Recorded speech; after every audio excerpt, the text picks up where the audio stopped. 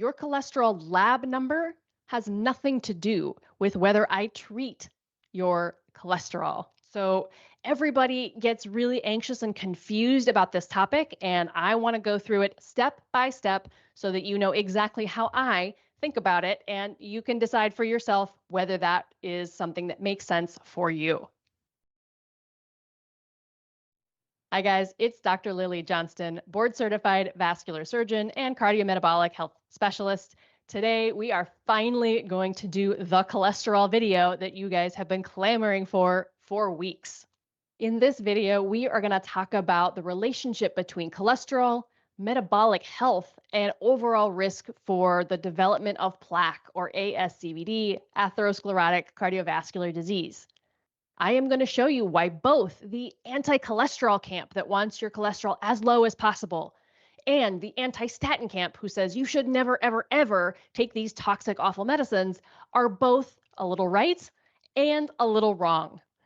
We are going to understand how I look at a whole patient in terms of inflammation, metabolic health, lipids, and the presence of plaque so that by the end, you can look at your labs, your testing, and make your own conclusions about where you fall in that risk spectrum.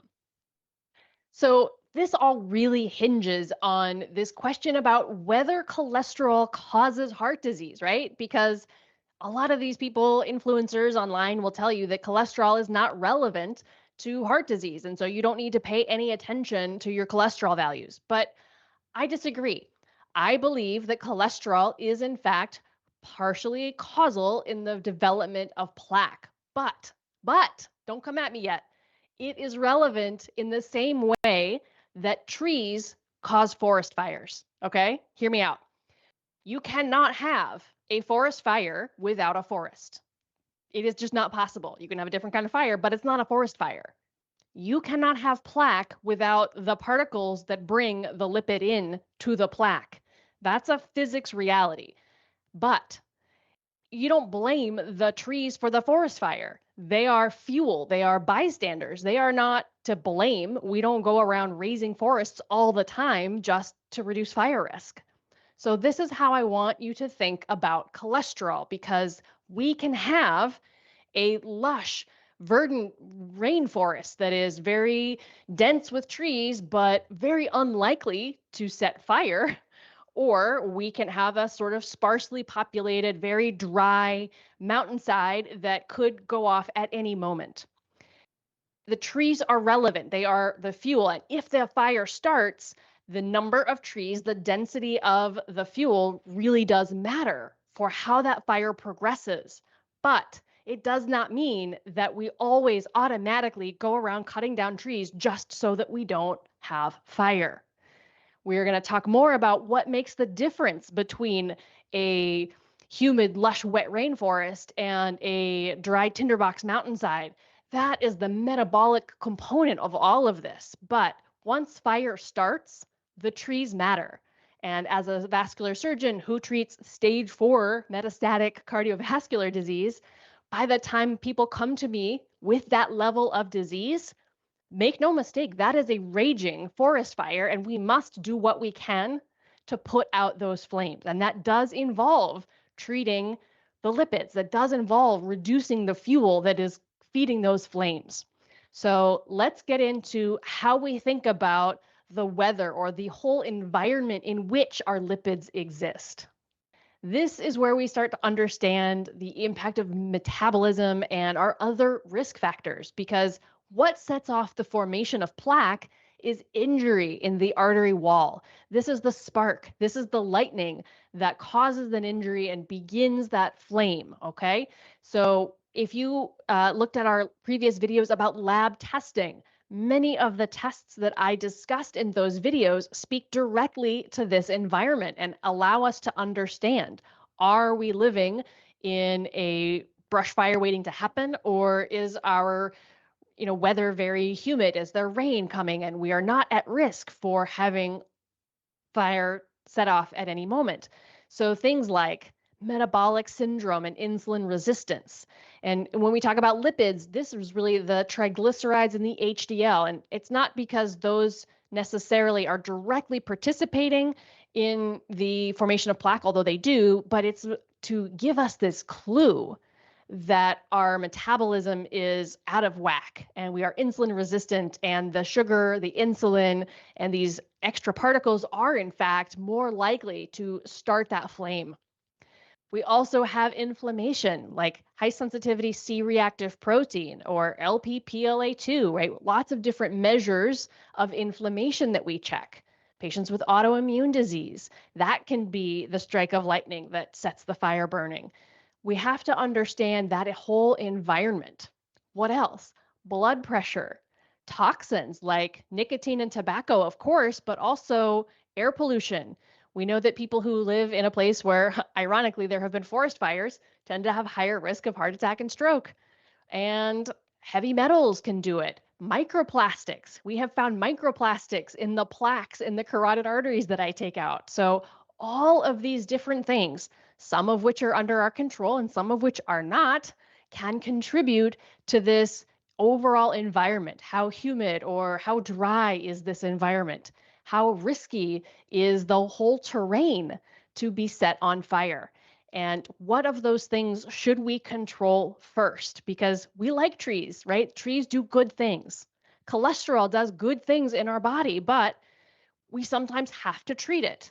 And that just depends on whether we are on fire or whether we are in a place where controlling other risk factors and improving the overall environment is the most important thing for a given patient. So, when we understand our risk for fire in this broader environmental model that combines both the trees and the environment, you can understand how both sides of this feverish debate can both be right and wrong. Our metabolic health, our environment, this is critically important, and we should never ignore this just because cutting down trees is easier than changing the weather. It might be true, but and we in fact, the weather is really important for overall health, not just cardiovascular health, and it's a big deal. So we should never ignore insulin resistance or inflammation or the presence of these other risk factors and toxic exposures just because taking a pill is easy. That's the wrong answer. So, from that standpoint, absolutely, the metabolic health community is correct. We have lots of things that we can do to reduce our chances of having a forest fire besides taking a pill. And it's important. Those things really matter, and they get to the root cause of why plaque forms in the first place, which is critically important and hugely impactful in treating the presence of plaque and managing side effects down the road. Similarly, the lipid community is correct. When we have a fire, we have to stop the burn. And sometimes that does mean cutting a tree line, cutting down some trees so that we can contain the damage. Because trees absolutely continue to fuel a fire. And when we have an overpopulated forest, our risk increases. So you can appreciate that that side has truth to it. We have lots of randomized trials that demonstrate time after time that heart attack, stroke, limb loss, all of these events in patients who have disease, these events go down as we treat with lipid lowering medications. So, whichever camp you're in, I have just pissed you off and made you really unhappy because I sit in the middle, right? Both sides have merit and both sides have consequences if we take them whole hog without looking at the individual in front of us. So, in the next section, we are going to go through how I approach a patient with risk factors, potentially plaque, and how I think about when to treat cholesterol. So, in the beginning, I told you that your cholesterol number has very little to do with whether I treat your cholesterol. How did we get there? Because I take into consideration the whole environment and whether your arteries are already on fire. So, as a vascular surgeon, understand that my bias and my perspective is typically people who are already on fire. So, in my practice, I see people who have pain when they walk, or they've had a mini stroke, or they have terrible narrowings in the vessels that have caused symptoms. And so, these patients are on fire Make no mistake, there is a forest fire raging in those arteries, and I absolutely will use every tool at my disposal to help quench that flame. This includes patients who have been on a health journey. They have cleaned up their diet. They have begun exercising. They quit smoking. And all of this has happened in the last 5 years. And they say, but doc, look at my numbers now. My triglycerides are 80 and my HDL is 85. I have a perfect triglyceride to HDL ratio. I don't need those stinking statins. To which I say, of course it is your choice, but that this is now, but let's not forget what the previous 15 years of metabolic dysfunction have done to your arteries. That fire started 15 years ago and has been smoldering since that time. That does not negate the excellent work that you, my patient, have done to reduce your risks today. All of that matters, and it is still important. But if you have plaque in your arteries, I am going to recommend that we try what we can to put out that flame before you lose a leg, before you have a stroke, before you have a heart attack, because I see the consequences every day of what happens when this goes untreated, and I wouldn't wish that for anyone. So, yes, my perspective is patients who have more disease burden, and I understand that.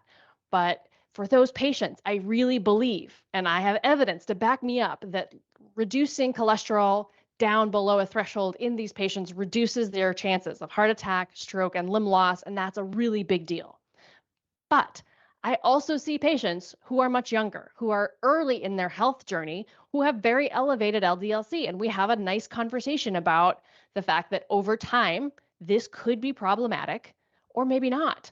But if everything else looks great, if we are actively monitoring the status of their blood vessels with things like CIMT, carotid intima media thickness, or CCTA to measure for the formation of plaque, then I say, great, let's watch. Let's see what happens. If you want to be on lipid lowering therapy, that's fine. That would be supported by guidelines, but I understand why you might not want to do that. And I understand that there are consequences to medications. Sometimes people just don't like taking medications. Other people have real side effects. I get it. It's okay. Let's just watch and monitor and check on the weather so that we understand if we need to make a change. But we don't have to do anything if we're not on fire. And that really is the difference in my practice and in my opinion between how I manage patients who could have the exact same LDL-C of, I don't know, call it 150, right? That could be above target for some people, but if there's no disease and other metabolic risk factors are minimal, then great. If LDL is 150 and metabolic risk factors are elevated, like triglycerides are 200 and our A1C is 6, well, then guess what? My first target is not your LDL-C. My first target is your insulin resistance, your metabolic syndrome, your prediabetes. Let's get that under control and see what happens to your cardiovascular risk markers. That is going to do so much more for your long-term health than handing you a pill, right? So if you are in that primordial prevention category, let's fix everything else about your lifestyle and your metabolic health before we tackle your lipids. However, if you are coming to me as a vascular surgeon and I am treating you for a 70% narrowing in your carotid artery, you bet your bottom we are going to be talking about the necessity of lipid lowering therapy as part of a multimodal risk reduction strategy. Doesn't mean I'm going to ignore your nutrition, your metabolic health, but we are absolutely going to use every tool at our disposal to put out those flames. So your question to me now is, well, thanks, Doc, but how do I know whether I have a beautiful rainforest or a dry mountainside? So let's talk about the 3 things you need to understand to assess your own risk and your own forest. The first thing to do is to look for smoke. Is there already a fire burning that you don't know about? So this is where the role of imaging comes in. And if you haven't checked out our last video on the 3 different tests that are available to check for smoke, please do that. We'll put a link in the description below. But just to recap, your options would be a coronary calcium score, carotid intima media thickness or CIMT, or CCTA, coronary CT angiography. But these are imaging tools that directly look for plaque. Look for soft plaque, look for hard plaque, and will help you understand whether there is already a fire raging in those arteries. Because if there is, great, we know kind of which pathway you're going to go down. Your mountainside is already on fire. I'm sorry, but at least you know. Um, but if there's no smoke, great. Now we just need to know what are the chances of a fire breaking out. And that means we end up checking on the weather. So go back to our videos about lab testing. This is where you understand your metabolic markers, things like fasting insulin and fasting glucose, your homocysteine, your uric acid, high sensitivity C reactive protein, all of these different markers of inflammation and vascular risk that contribute to whether there is rain, whether it's been a dry desert kind of a summer, and how likely your forest is to suddenly catch on fire. Finally, you have to take a look at the forest itself, right? How dense are those trees? How much fuel is available in the event that a fire breaks out? And this is really the lipid panel and your Lp(a). So whether you want to use ApoB, which we've talked about, whether you want to use LDL-C and your triglycerides, which are both ApoB containing particles, either of those are reasonable choices, but understand how much fuel there would be for a fire if it broke out. Lp(a) I would also put in this bucket because it is an LDL particle and does contribute to a risk. It's sort of like trees that might be soaked in gasoline. They are extra flammable. So understand what the density of fuel is in case a fire were to break out. How risky is it for that forest fire? And once you have those three things, whether there's smoke, what the weather looks like, and what the environment and how dense your forest is, now you can put yourself into perspective and understand how likely is it for a fire to break out. The last part of this, which is so important that I don't hear anybody talking about, is your own personal philosophy on how you want to manage your health. Because I go through all different communities, right? I am in the Peter Attia subreddit and I am in the keto low carb carnivore space, and people have very different approaches to their own health and their philosophy behind this. There are patients, people who think that the lower the risk, the better. And whether that requires supplements, drastic changes in nutrition, medications, the lower their risk, the better. And whatever it takes, that is their philosophy. That's cool. There are other people who say, you know what, I would be willing to tolerate a little bit more risk as long as I don't have to be on any medications. I understand that that might increase my risk of a fire, or my fire might smolder a little longer. But to me, the most important thing is not taking pills or not incurring the risk of side effects from medications. Guess what? Both of those are valid perspectives. I treat both. I like to support both because my job is not to tell you what to do. My job is to empower you to live the life you want to live. And that means honoring what is most important to you. And I think when you take this back to your doctor or your medical team and you want to frame this conversation about whether I need a statin now to quell my forest fire or whether I have elevated forest density and don't want to be on medication because that is my preference, that is how I would frame this if I were you taking this back to your doctor. Tell them what your priority is and acknowledge that there are risks and benefits to both approaches. There are risks to taking medicine and getting LDL-C as low as possible. They're not huge. I'm willing to tolerate those risks in many of my patients, but they do exist. To ignore those risks is foolish, right? That's not realistic and it's not true. But there are also risks to not treating. That's okay. Just pick because you are smart enough to understand risks and benefits on both sides. I really do believe that. So that's not my choice to make for you. That is your choice. Once you have that choice, now you can take this whole perspective and go back to your team and have an informed conversation. So Please like this video, subscribe, share it with somebody else who is confused about cholesterol, confused about whether they should take a statin or not, confused about how to talk to their doctors about their elevated risk for cardiovascular disease. The answer is somewhere in the middle, and the answer is individualized, and personalized medicine is about helping you create a plan that makes sense. Let me know in the comments below what questions you have about this, what we didn't get to, what didn't make sense for you, and we will continue to have this conversation so that I can provide you the information and the knowledge that will help you make better decisions. Until next time, take really good care.